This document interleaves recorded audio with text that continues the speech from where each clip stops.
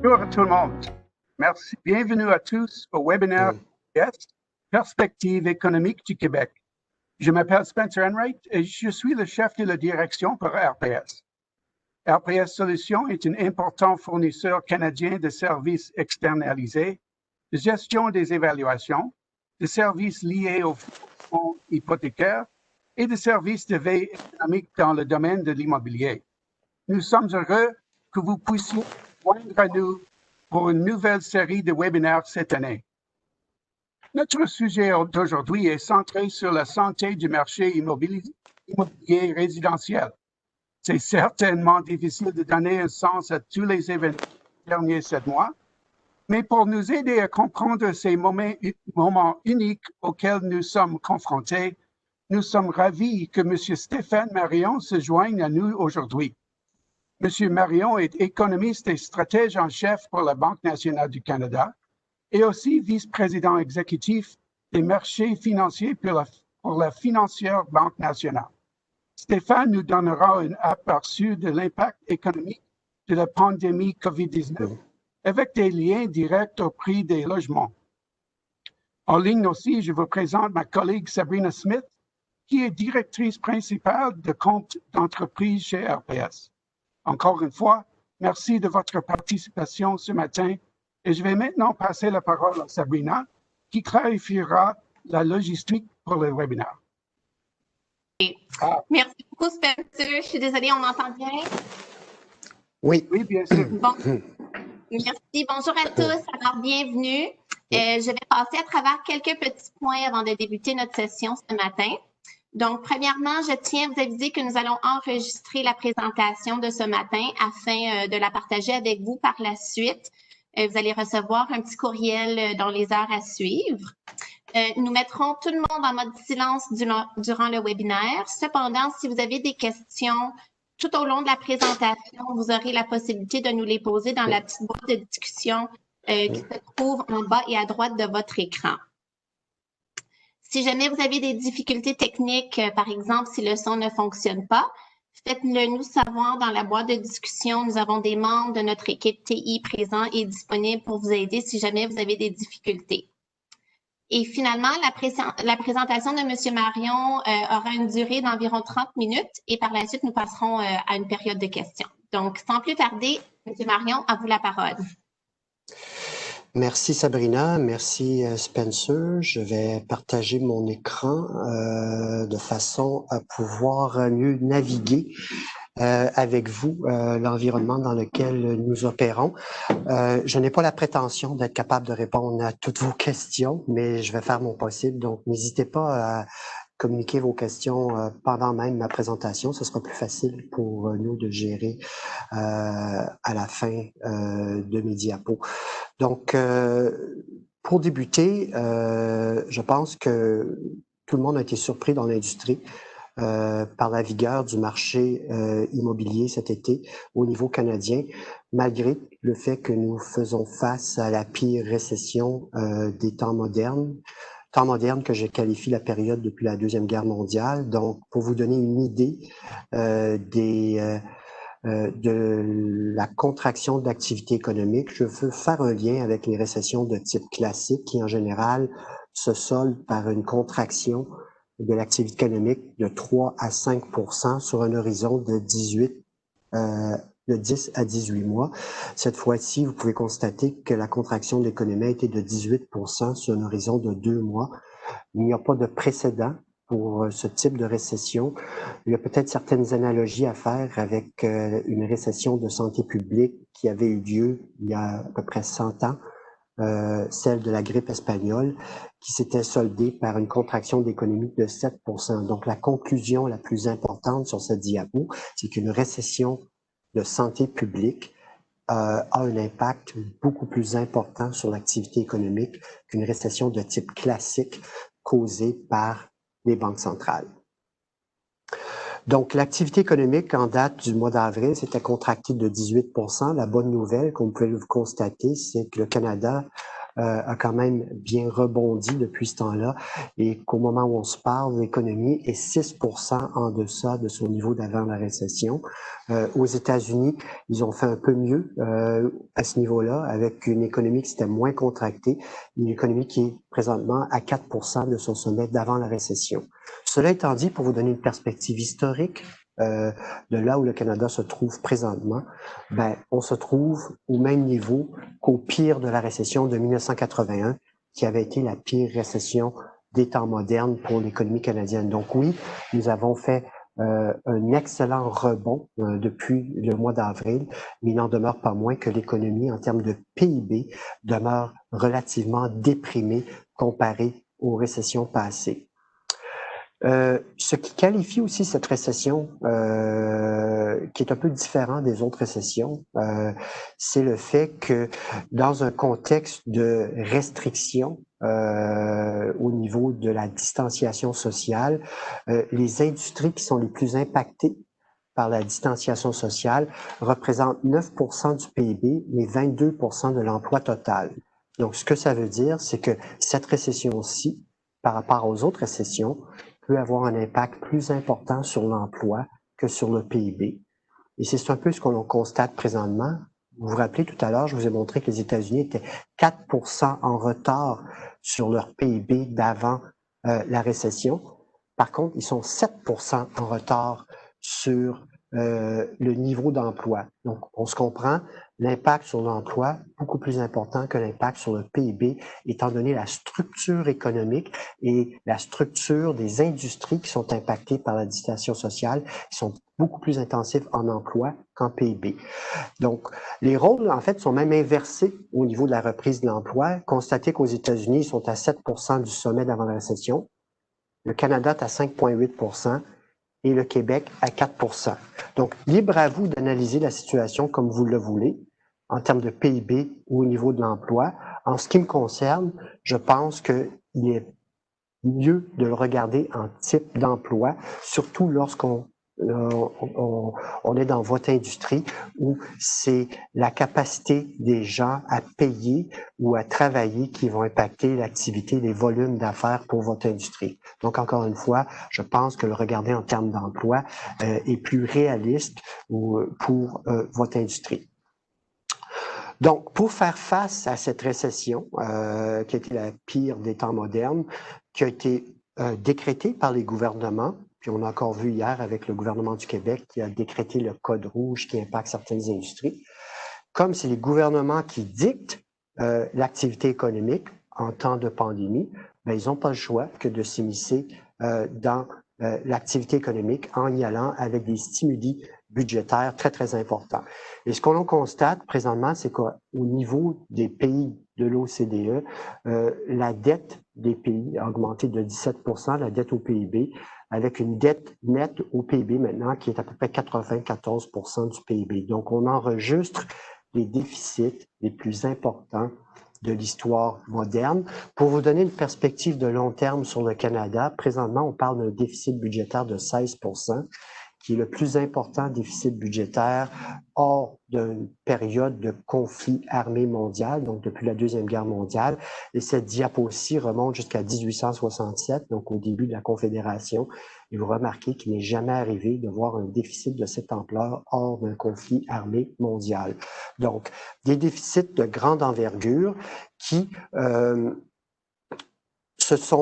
qui ont ciblé aussi le transfert d'argent au niveau des ménages canadiens.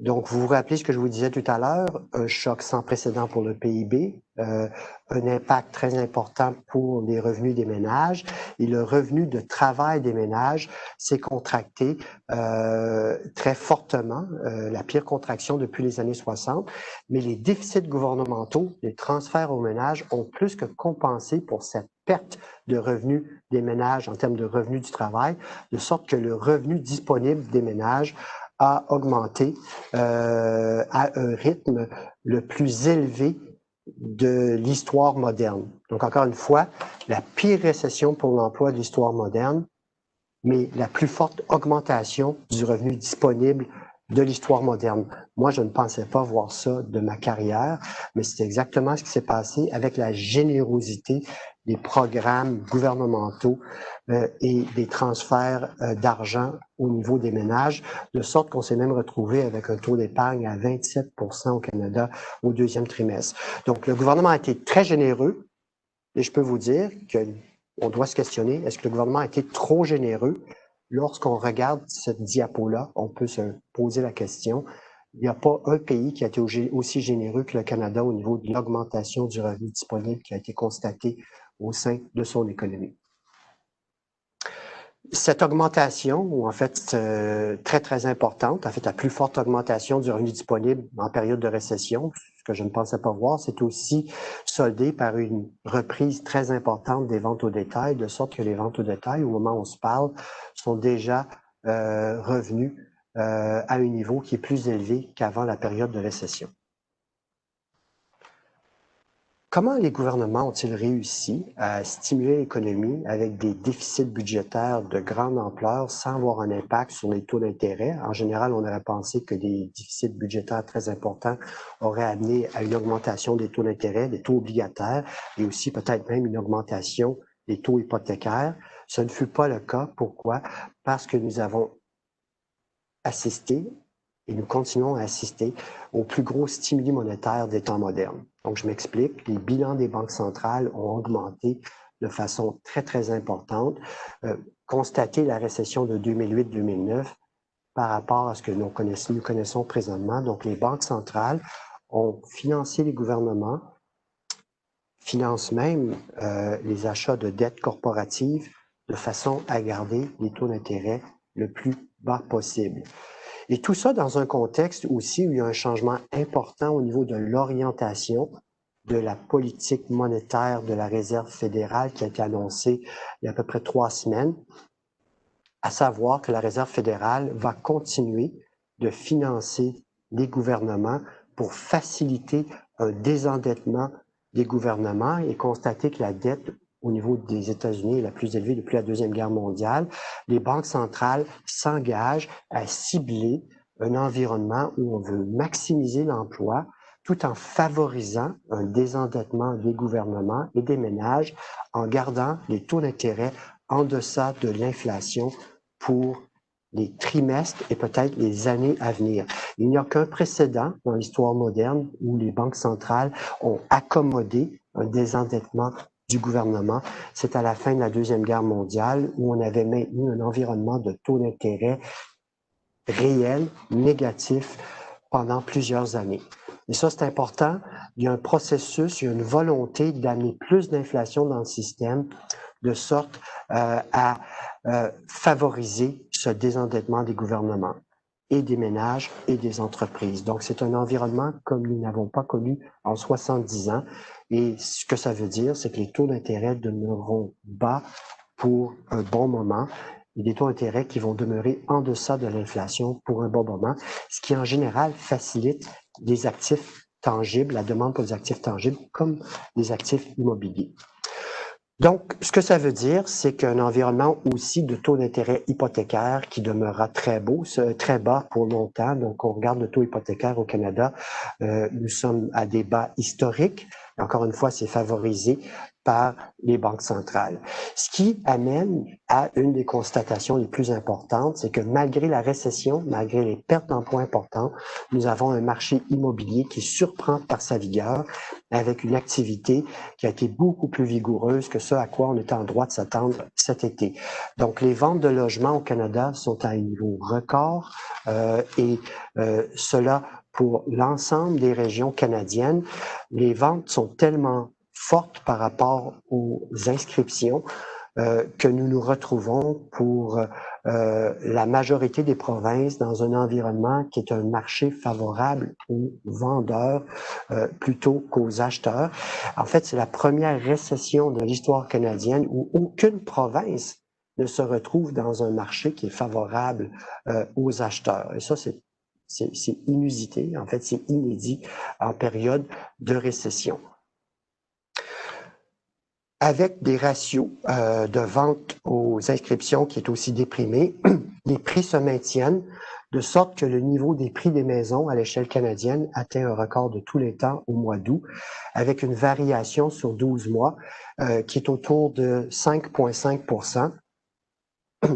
C'est la première récession de l'histoire canadienne où le prix des maisons ne baisse pas jusqu'à présent. Donc, encore une fois, il y a plusieurs explications à cela. Il y a les taux d'intérêt qui sont très bas, c'est une variable. Il y a aussi la capacité qu'ont eu les gens de travailler à la maison, à distance, qui a aidé à protéger leurs revenus, malgré le fait qu'ils ne se rendaient pas au travail. Donc, la technologie a aidé avec le travail à la maison, le télétravail. L'autre chose, il y a effectivement les transferts gouvernementaux qui ont protégé le revenu des ménages. Mais lorsque je vous disais tout à l'heure, le prix des maisons est un record de tous les temps, vous constaterez ici que ce n'est pas, c'est vrai dans plusieurs marchés où le prix des maisons est un record de tous les temps. Donc, c'est à l'échelle pan-canadienne, donc que ce soit de Winnipeg à Halifax, en passant par Montréal, Québec, ce sont des prix records. Et à l'autre extrémité, à Victoria aussi, on parle de prix records au niveau des maisons. Donc, c'est un phénomène national.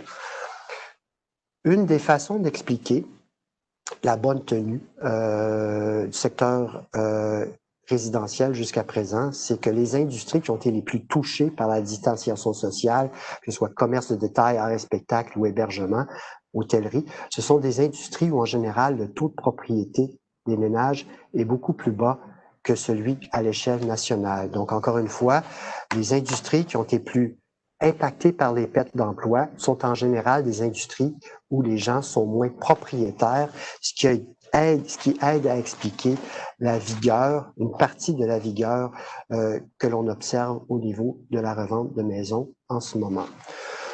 Au niveau québécois, peut-être pour être un peu plus ciblé, on constate que ce soit la région de Montréal, la région de la ville de Québec ou à Gatineau, ou le reste du Québec, l'activité de vente de maisons demeure vigoureuse dans toutes les régions du Québec.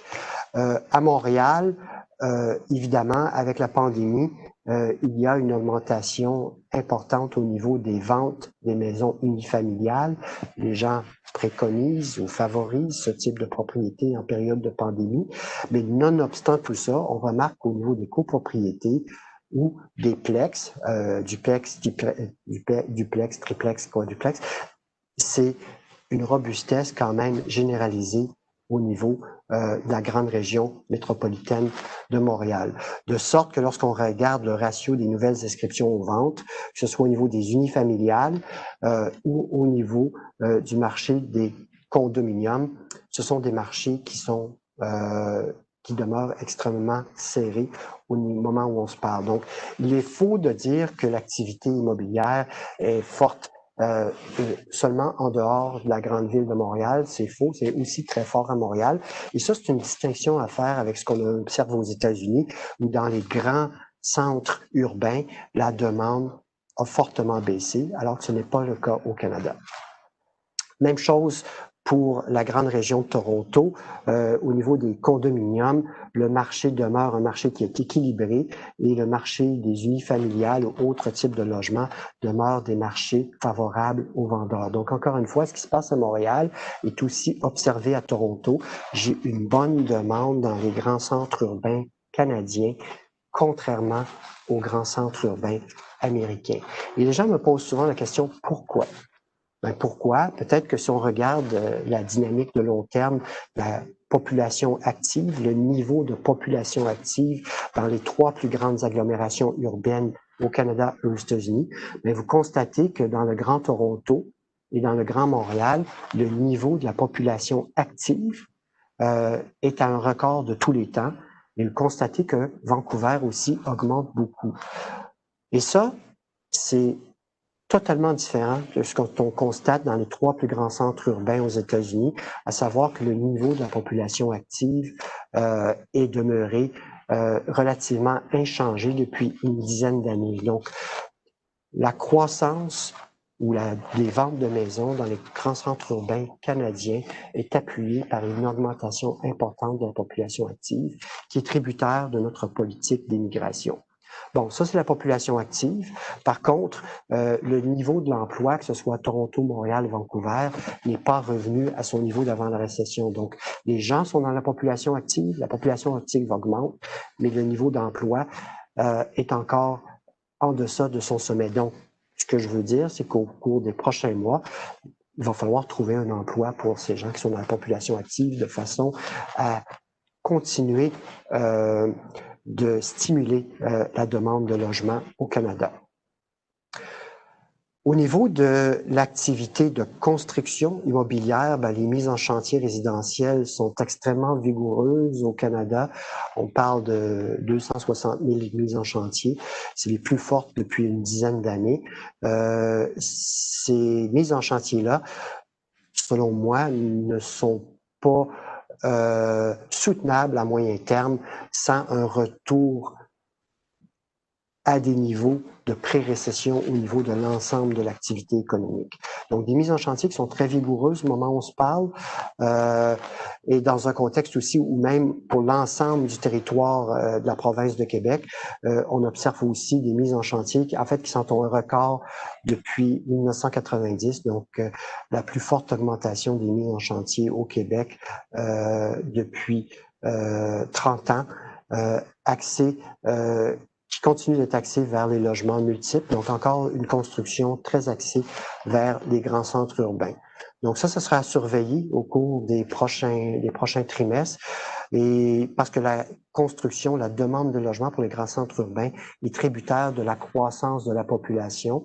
Croissance de la population au Canada qui a diminué avec la fermeture des frontières et moins d'entrée d'immigrants. Et n'oubliez pas que les immigrants permanents au Canada constituent 80% de la croissance de l'emploi.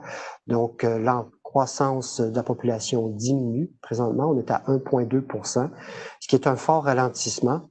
Mais constatez que lorsqu'on se compare, on se console aux États-Unis, la fermeture des frontières a été beaucoup plus drastique, avec une politique d'immigration beaucoup plus sévère qu'au Canada, de sorte que les grands centres urbains aux États-Unis ne font pas le plein de population active ou de croissance de gens talentueux qui peuvent participer à l'économie locale.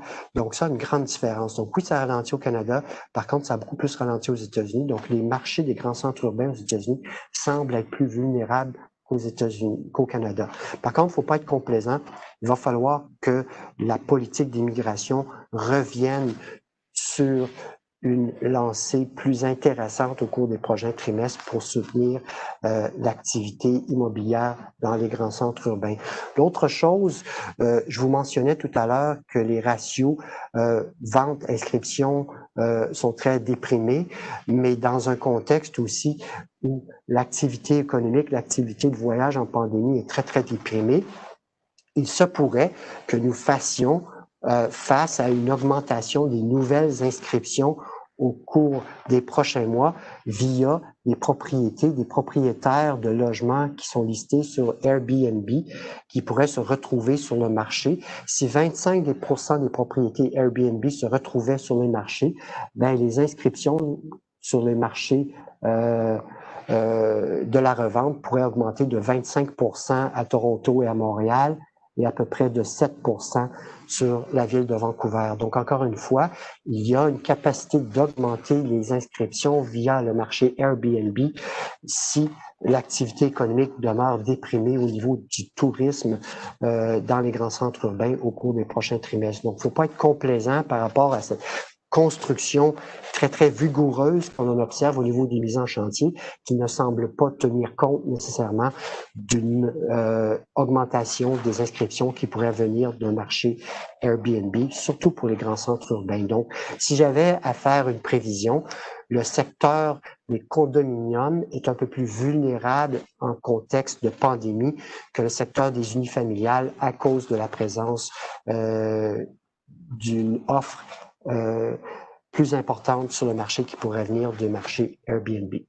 Donc, peut-être pour la dernière partie de la présentation et pour la suite.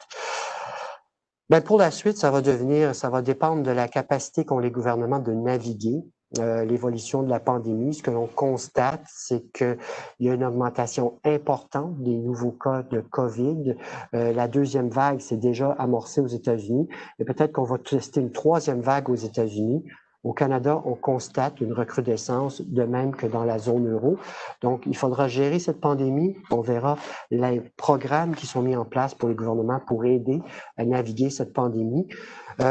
Moi, je vous dirais que d'un côté plus optimiste, c'est vrai qu'au niveau mondial, dans les pays industrialisés, il y a une augmentation très, très forte. En fait, les nouveaux cas confirmés sont plus importants qu'ils étaient à l'automne passé. Par contre, la bonne nouvelle, c'est que les taux de décès n'augmentent pas. Donc, nous arrivons à mieux naviguer la pandémie en isolant les personnes qui sont plus vulnérables. Et ce que l'on constate depuis quelques mois, c'est que 79% des cas de décès de la COVID sont enregistrés par des gens de 65 ans et plus, donc des gens en général qui ne se retrouvent pas sur le marché du travail. Et donc, au printemps, lorsqu'on avait fermé l'économie presque entièrement, c'est parce qu'on ne connaissait pas l'évolution des taux de décès. Donc, la bonne nouvelle, c'est qu'il ne semble pas y avoir eu de mutation du virus, de sorte que les personnes les plus vulnérables sont des gens qui sont moins dans la population active, ce qui amène, ce qui ne nécessite pas une fermeture drastique de l'économie. Et ça, c'est très, très différent comparé à la grippe espagnole, parce qu'à l'époque de la grippe espagnole, les gens qui décédaient de la pandémie à cette époque-là étaient les gens qui étaient dans la population active ou leurs enfants. Donc, il y avait une incapacité de retour au travail dans ce contexte-là. C'est pour ça que une des excellentes nouvelles que nous avons présentement, c'est que malgré l'augmentation des cas confirmés, il n'y a pas de mutation de virus, de sorte qu'on peut protéger les gens vulnérables. Et ça, c'est une bonne nouvelle. L'autre chose, par contre, c'est qu'on doit composer au niveau de l'activité résidentielle dans les grands centres urbains dans un contexte où, avec la pandémie, les gens continuent de travailler à la maison. Donc, si on constate les 3 plus grands centres urbains au Canada ou au Canada ou aux États-Unis, les gens travaillent de la maison, donc il ne semble pas y avoir une volonté de venir au travail. Présentement, les gens sont frileux à revenir au travail, ce qui fait en sorte quand même de déprimer l'activité économique dans les grands centres-villes, ce qui peut avoir un impact sur l'activité au niveau de l'immobilier commercial, qui pourrait à moyen terme avoir un impact aussi sur l'immobilier résidentiel dans un contexte où les gens ne veulent plus s'établir au centre-ville par manque d'activité dans les grands centres-villes. La bonne nouvelle, par contre, c'est qu'il semble y avoir des tests cliniques qui sont mis en place et j'ai bon espoir que d'ici l'année 2021, d'ici quelques mois, certains vaccins seront déployés de sorte à raviver l'activité dans les grands centres urbains. Par contre, notez bien que lorsqu'on regarde la volonté des employés, on constate que 61% des gens de 18 à 34 ans, qui sont des gens qui peuvent avoir un impact dans votre industrie, se disent prêts à travailler à la maison 3 jours semaine dans le futur. Et ça pourrait dire moins de déplacements vers les grands centres-villes ou encore une fois un environnement qui pourrait fragiliser davantage la construction de condominiums au cours des prochaines années s'il y a effectivement ce changement structurel au niveau de l'attitude des employés et des employeurs vis-à-vis le travail à la maison, ce qui pourrait favoriser la construction immobilière en dehors des grands centres urbains. Donc, risque à la baisse pour le scénario, bon, un rythme de réouverture de l'économie qui soit plus lent, une recrudescence de cas à l'automne, on la constate déjà, mais moi je peux vivre avec tant aussi longtemps qu'il n'y a pas la mutation du virus, à surveiller aussi ce qui se passera avec la Chine, les États-Unis, l'élection américaine, les risques à la hausse pour une réouverture plus importante de l'économie pour 2021, découverte d'un médicament, d'un vaccin qui atténue les symptômes ou plus de stimuli monétaires et budgétaires. Et ça sera à voir. Donc, peut-être pour vous mettre les chiffres sur cette présentation d'aujourd'hui, le Québec, après avoir connu une baisse importante d'activité de 6,3% en 2020. On s'attend à un rebond à 2021. Et ça, c'est vrai pour l'ensemble de l'économie canadienne. L'autre chose, c'est que pour votre industrie, dans le contexte actuel, il y aura peu de hausse de taux hypothécaires à venir au cours de la prochaine année et même au niveau des prochaines années dans un contexte où les banques centrales s'engagent à garder les taux d'intérêt en deçà de l'inflation pour encore plusieurs trimestres et peut-être même plusieurs années. Donc, peut-être que je peux terminer ici. Sabrina, j'ai fait mon 30 minutes et peut-être prendre quelques questions s'il y en a.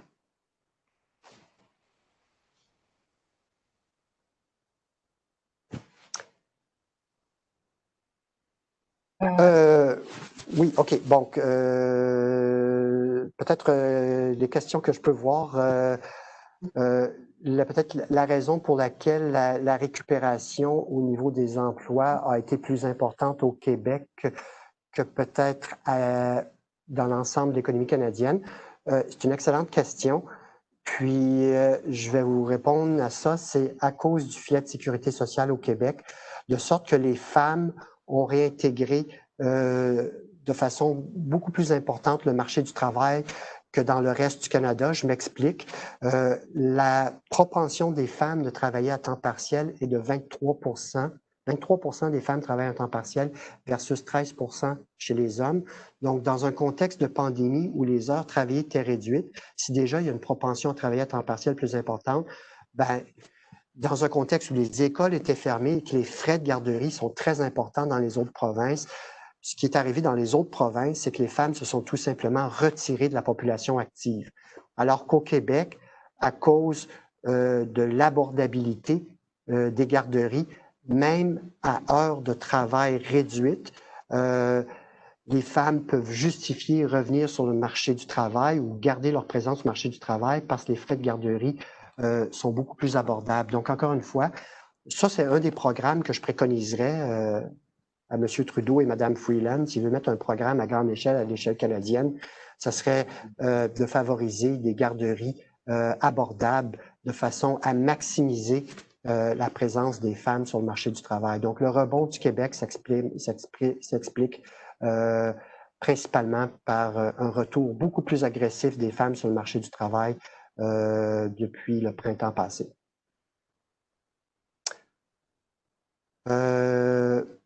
Je vois une autre question sur la hausse du prix du bois d'œuvre. Ben, vous avez augmenté de façon importante le coût d'une nouvelle maison, puis ça, c'est très évident aux États-Unis aussi, avec les mesures tarifaires qui demeurent en place avec le Canada sur le bois d'œuvre. Donc, nous avons augmenté de façon importante le coût de construction. Ça va être particulièrement important pour les unifamiliales qui font une consommation plus importante de bois d'œuvre que l'industrie des condominiums dans les grands centres urbains.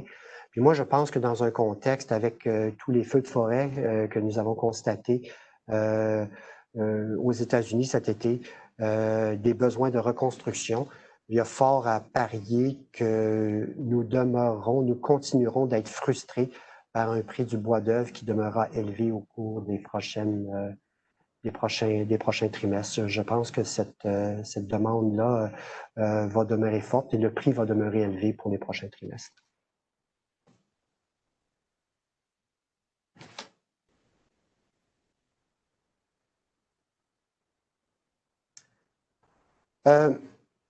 J'ai une question sur la hausse de la valeur du prix. Je ne sais pas si on parle du prix des maisons, Sabrina, ou si on parle du prix du bois d'œuvre. Le prix du bois d'œuvre, très certainement, demeurera élevé. Pour ce qui est du prix des maisons, écoutez, il n'est jamais arrivé de l'histoire qu'il y ait une récession sans baisse de prix des maisons. Je suis surpris par la vigueur du prix des maisons cet été, mais encore une fois, je suis surpris par la générosité des programmes gouvernementaux qui ont été mis en place au Canada. Ce que nous savons pour le moment, c'est que, vous l'avez vu dans le discours du trône, le gouvernement fédéral s'engage à donner une visibilité aux Canadiens par rapport aux programmes sociaux qui demeureront, ou des transferts aux ménages qui demeureront généreux pour les prochains trimestres. Donc, dans ce contexte-là, vous gardez une résilience sur le marché de l'immobilier parce que les gens, en conservant un revenu, ne sont pas obligés de vendre leur maison parce qu'en général, une récession est toujours caractérisée par une période de désendettement où à cause de perte d'emploi ou de réduction des heures travaillées, les gens sont obligés de mettre leur maison sur le marché. Et ça entraîne une augmentation de l'offre et une baisse des prix. Dans le contexte actuel, c'est un peu spécial. Au Canada, nous avons cette visibilité-là. Donc, je suis un peu plus optimiste pour l'année 2021 par rapport à une récession classique. Même si je pense qu'il y aura une faiblesse au niveau des prix, je ne pense pas que ce sera une déflation aussi importante que celle qui est suggérée par les taux de chômage. Mon interrogation, par contre, c'est que nous ne devons pas être complaisants par rapport à ce qui se passe aux États-Unis. Parce qu'aux États-Unis, les gens ont une bien moindre visibilité par rapport au transfert du gouvernement fédéral vers les ménages au cours des prochains trimestres. Et là, je pense qu'un risque de déflation aux États-Unis avec un marché du travail qui deviendrait plus faible, sont plus importants. Et dans un contexte d'activité économique aux États-Unis qui baisserait à cause d'une vague de désendettement, ça pourrait impacter l'économie canadienne.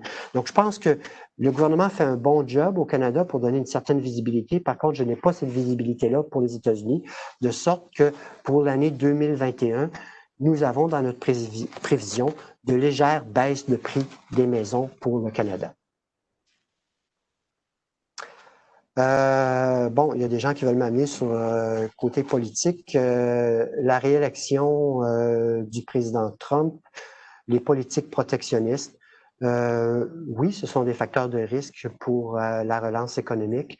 Cela étant dit, je pense que indépendamment de qui sera élu à l'élection américaine, que dans un contexte de taux de chômage élevé, il y aura plus de mesures protectionnistes qui seront mises en place aux États-Unis, que ce soit dans un cadre d'un gouvernement démocrate ou d'un gouvernement républicain.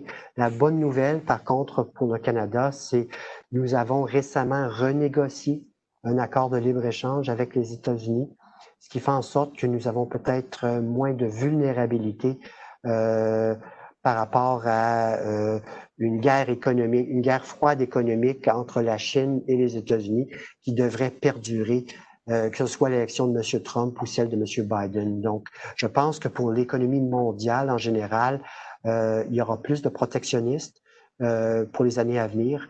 Mais le Canada est peut-être moins vulnérable dans le contexte où ce que j'ai mentionné. Nous avons nous avons un nouvel accord de libre-échange avec les États-Unis et le Mexique. Et nous avons aussi récemment signé un accord de libre-échange avec la zone européenne. Donc, c'est un moindre mal pour le Canada, mais pour l'ensemble de l'économie. Ce que ça pourrait dire, par contre, ça pourrait dire un environnement qui est un peu plus inflationniste que celui de 2008-2009.